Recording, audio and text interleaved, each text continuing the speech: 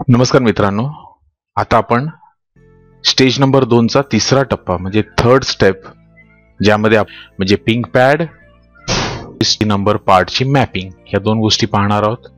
हा थोडी उजळणी. मतदार यादीचे 4 टप्पे आहेत. पहिल्या टप्प्यात प्राथमिक होता कंट्रोल चार्ट तयार करायचा, तो आपला तयार केलेलाच आहे. दुसरा टप्पा आहे प्रारूप यादी, त्यातला आपण स्टेप नंबर 1 पाहिला, 2 नंबर स्टेप पाहिला वॉर्ड मास्टर. आता तिसरा स्टेप आहे पिंक पॅड आणि एसी पार्टचं मॅपिंग. तर पार्ट 2 स्टेप 3 पिंक पॅड आणि एसी पार्ट मॅपिंग. सर्वप्रथम तुमच्या यादी भागाचा मदर रोल म्हणजे जानेवारीचा मदर रोल घ्यावा. सर्व मतदारांचा कंट्रोल चार्ट तयार करावा.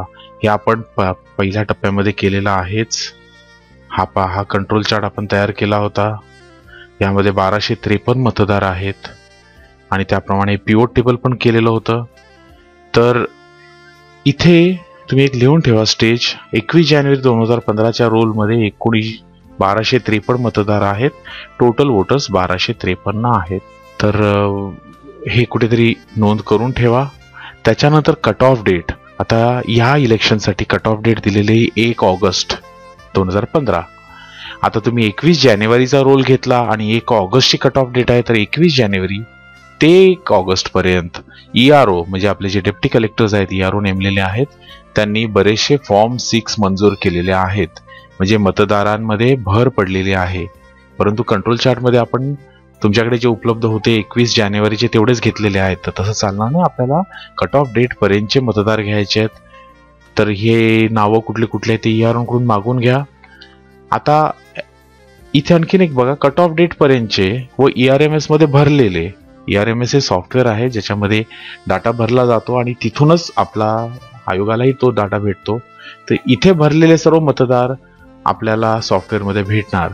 परंतु जे कट ऑफ डेट पर्यंतचे मंजूर केलेले फॉर्म 6 आहेत आणि ERMS मध्ये भरलेले नाहीत, अशा मतदारांचा प्रॉब्लेम होऊ शकेल. हे मतदारांचा नावं यादीमध्ये तुमच्या कदाचित येणार नाहीत.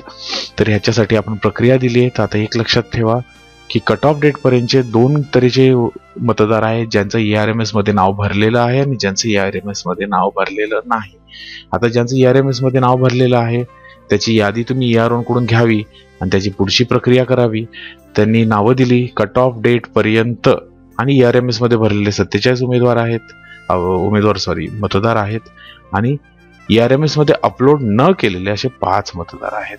तर आता आपण टोटल मारूया. 1253 मतदार आहेत सुरुवातीचे मदर रोलचे. त्यात 47 ऍड झाले 1300 आणि जे सॉफ्टवेअर मध्ये भरलेले नाहीत असे 5 मतदार आहेत, ते झाले 1305. जे एकूण आपला कंट्रोल चार्ट 1305चा असायला हवा. आता ही यादी तुम्ही घेऊन आलेला आहात. हा आपला कंट्रोल चार्ट आपल्याकडे आहेच. तर आता या कंट्रोल चार्ट मध्ये आता ऍडिशन्स करते बघा. त्याच कंट्रोल चार्ट मध्ये तुम्हाला पुढे ऍड करायचंय, वेगळं काही करू नका. याच्यामध्ये परिस्थिती अशी आहे की आता यातले मतदार 3 वॉर्डात आहेत. आता मी 1254 पासूनचे 20 उमेदवार हे 1273 पर्यंतचे हे सर्व गेले 2 नंबर वॉर्डामध्ये. तर त्याचं मी नमूद केलेलं आहे. आता 1274 पासूनचे 25 उमेदवार आहेत ते 3 नंबर वॉर्डामध्ये आणि 1300 पासून 1305 हे उमेदवार सर्व गेले वॉर्डामध्ये. इथे पहा मित्रांनो की इथे आपण हे सर्व आता ते जे ऍड झालेले उमेदवार होते ते सर्व आपण याच्यात अंतर्भूत केले, त्यांचे वॉर्ड नंबर असाइन केले, त्यांची टोटल आलेली आहे आणि आता ही टोटल 1305 झालेली आहे.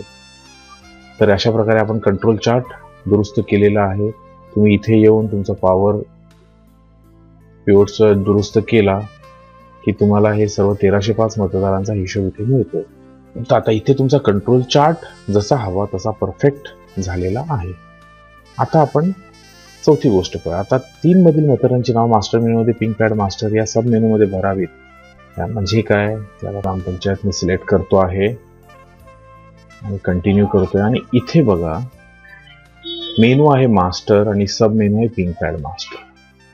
तर ह्या ज्या तुम्ही पिंक स्लिप आणलेल्या आहेत आणि जे मतदार सॉफ्टवेअर मध्ये ERO भरलेले नाहीत असे आपण 5 मतदार आयडेंटिफाय केले. ते 5 मतदारांची तुम्ही पिंक स्लिप ERO कडून घेऊन आलेला आहात. त्या 5 मतदारांना तुम्ही कंट्रोल चार्ट मध्ये वॉर्ड पण दिलेला आहे आणि आता या 5 मतदारांचा तुम्ही इथे एंट्री करा.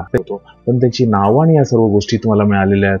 तर त्यांचं पहिलं नाव इंग्रजी मराठी, आई वडिलांचं किंवा पतीचं नाव इंग्रजी मराठीत, आडनाव इंग्रजी मराठीत, त्यांचं नातं, त्यांचं जेंडर, वय, assembly number, part number, serial number in part हा तुम्हाला मिळालेला नसणार, परंतु 1301, 1302, 1303, 1304 आणि 1305 असे 5 सिरियल नंबर तुम्हाला इथे ऍड करायचे. त्याचा हाऊस नंबर असेल पिंक स्लिपमध्ये तो ऍड करा, सेक्शन नंबरही असेल पिंक स्लिपमध्ये तो ऍड करा आणि सबमिट करा. तर ह्या प्रकारे काय होणार आहे, या पिंक पॅडमध्ये तुम्ही 5 मतदार ज्यांचं सॉफ्टवेअरमध्ये नाव सापडत नाही कारण EROनी त्यांची एंट्री केली नव्हती, त्यांची नावं इथे भरणार आहात आणि पर्यायाने ही नावं सर्व नावं आपल्या मतदार यादीमध्ये दिसणार आहेत. सबमिट करा, असे 5 मतदारांची नावं भरून सबमिट करा. इथे तुमची ही प्रक्रिया संपलेली आहे. तर आपण पुन्हा भेटूया आपल्या पुढच्या व्हिडिओमध्ये. धन्यवाद.